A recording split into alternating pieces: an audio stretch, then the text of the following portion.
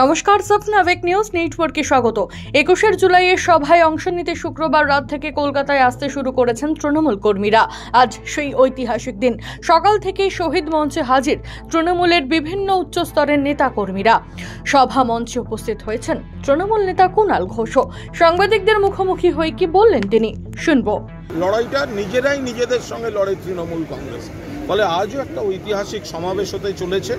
আগামী দিন বাংলায় তৃণমূলের দুর্গ, তৃণমূলের জনসংযোগ, তৃণমূলের মমতাদের নেতৃত্বে উন্নয়ন, তৃণমূল কংগ্রেস এবং মানুষকে সঙ্গে নিয়ে বাংলার দুর্গ অটুট রাখা, বিরোধীদের চক্রান্তকে একেবারে ধূলিসাৎ করা এবং দিল্লিতে বাংলার প্রভাব আরও দৃঢ় করা, এই তিনটি তাৎপর্যের উপর দাঁড়িয়ে আগামী দিন পথ চলার নির্দেশ দেবেন মমতা। একটা কোয়েশ্চেন, যে লোকসভা ভোটে ব্যাপক সাফল্য, উপনির্বাচনগুলো চারটে জয়, সেই জায়গা থেকে 21 জুলাই কি বার্তা কর্মীদের কাছে অন্যরকম কিছু পৌঁছাবে?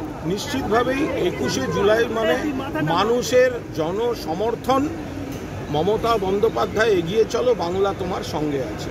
আজকে মমতা বন্দ্যোপাধ্যায়ের নেতৃত্বে, অভিষেক বন্দ্যোপাধ্যায়ের সেনাপতিত্বে সর্বভারতীয় তৃণমূল কংগ্রেস যে লড়াইটা লড়ছে,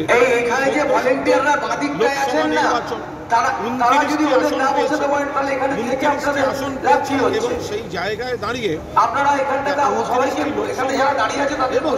13টি বিধানসভায় 42 তৃণমূল কংগ্রেস, সেই যে উদ্দীপনা, সেই উৎসাহ, পাশাপাশি আমরা কোনো আত্মতুষ্টি দেখাতে চাই। আরো বেশি কোথাও কোনো সেগুলোকে শুধরে নিয়ে কিভাবে আরো নিবিড় করা যায় সেই নির্দেশ নেতৃত্ব দেবেন। অখিলেশ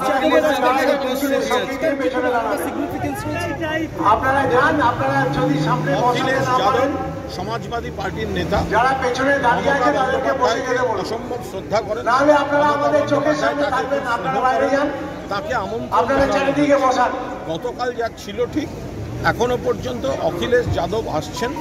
যদি ওয়েদার ঠিক থাকে, ফ্লাইটের কোনো প্রবলেম না হয়, তাহলে অখিলেশ যাদব নিশ্চিতভাবেই আজকে মঞ্চে থাকবে। সফনাভিক নিউজ কলকাতা।